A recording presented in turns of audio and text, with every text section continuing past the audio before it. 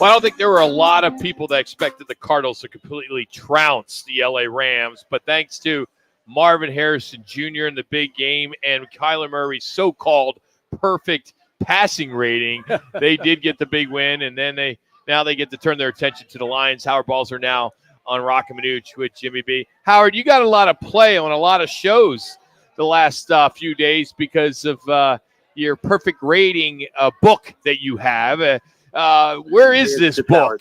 Where is this book that has the perfect rating formula in it? I've got the book, and I had the picture with just the cover and one of the pages on a little bit that Mark McCune did on Arizona Family and on a story I wrote on Cards Wire. And it's a book I was sent almost 50 years ago when the passer rating system began. But there's nothing in that book that says anything about a perfect passer rating. I can say that. And we could get into a long conversation with it. We don't have enough time, but I'll be as succinct as possible. The bottom line with this passer rating system was that it was never intended to be used in games. It was basically done to be fair in comparing quarterbacks from season to season with the way it had been, how they had ranked players before that. And to give you a perfect example of not using that for games, this system was implemented in 1973. Would you like to guess the first year that they actually started including pass ratings in games on the game book and the official stats that would be issued after each game? You know what year that was? 1973. 1997. I was way off. It took them 24 years. And so basically, to make a very long story short, they set up the system with top numbers in each of the four categories that are used: completion percentage, average yards per attempt, touchdown percentage, and interception percentage. Now, interception percentage, there's no top number because you get the maximum rating points if you don't throw any interceptions. So that one is basically static. The other ones, though, they put a top number. And the top number, for example, for complete percentage, 77.5. And that had a correlating number that then, adding them up for all the categories, translated to the passer rating. Well, at that time, there weren't too many players completing more than that percentage of passes in games. Well, it happens. I'm not going to say it happens a lot now, but Kyler Murray completed 81% of his passes on Sunday. So the bottom line with this is that if you go over 77.5, you don't get any extra rating points for it to calculate the passer rating. Same thing with the other two categories. So if they would just let the system play out, which they didn't have a need for then, if they just did it now with the computer software available, you can get higher passer rating than 158.3. And I have a formula that you can figure that out with. And so that proves categorically that if 158.3 can't be a perfect passer rating, because you can get numbers that are higher in each of those three categories. And I'll give you a good example, guys. Here's a good one.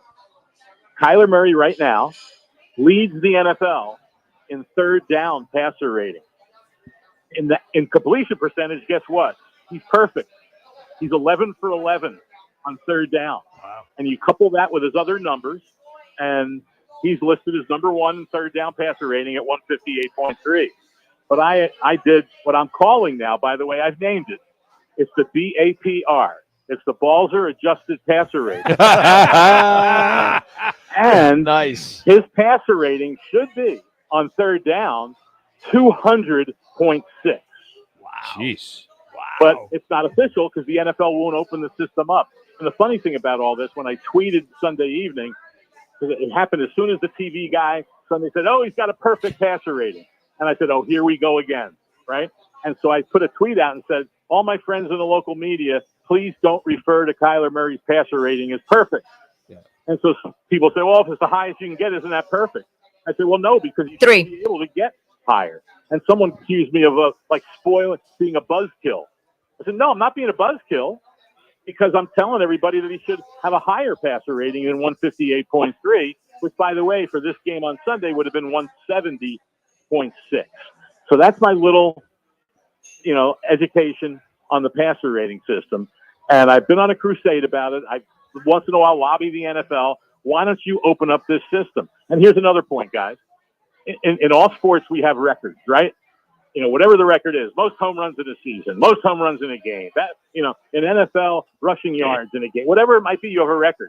What's the record for passer rating? It's 158.3, and it's held by 79 people. That depends on how many minimum attempts. If you use 15 minimum attempts, there's 61. So they're all tied for the record.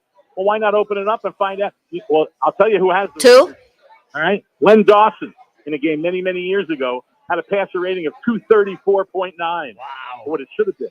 But it went in the book as 158.3. And I think that's crazy. All right, let's get a football question before we get you going. This a true litmus test for the Cardinals this weekend with the Lions coming in. Yeah. Lions trying to prove that they are the same team they were last year, the way they ended. This one could be a little bit of a slobber knocker, or do you see this high-scoring affair open up a little bit on both sides? Yeah, I wouldn't be surprised if it's either. But both these teams have very good offenses, but they're pretty good on defense too. And the Cardinals are showing up. Granted, it's only 2 games, so we can't get too head over heels on it. But the Cardinals right now on third down. I mean, I thought third down was just spectacular on Sunday, and most of them were manageable. I mean, the Cardinals had 4 of their 5 sacks on third down, and the longest one was 3rd and 5. And so, but the Cardinals overall right now are tied for third with 2 other teams in the NFL for third down defense, allowing only 25% first down.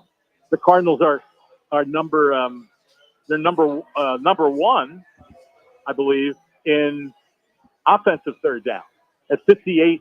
Maybe there's one other team better, but they're right up there pretty high. So they're in the top 5 in both. And so certainly that's a big part of it. You got to do that. Stop them on third down. Defense. So like I said, though, I think that the game could go either way in terms of how it plays out. But if it's a clean game, not too many penalties, not too many turnovers, it'll probably be in the 20s, something like that. I don't certainly expect a blowout from either side. But, it was great that the Cardinals were able to get a home win. It's only their 4th since October of 2021. Wow. Beat the Rams, obviously, which they've always had difficulty doing, and doing it in convincing fashion. So I think this will be obviously it's a test for the Cardinals. And the biggest thing is, can you put 2 really good games together 2 in a row? And, we'll find out soon enough on Sunday. Shootout, yes or no? Shootout? Well, what do you define as a shootout? Both teams scoring in the 30s? Yes. I don't think that'll happen. Okay.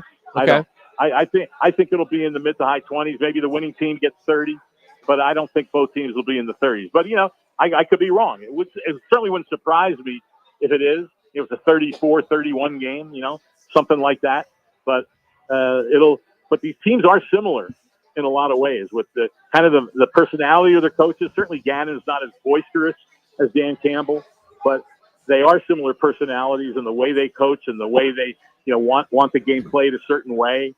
They both play very hard. Buda Baker said it today.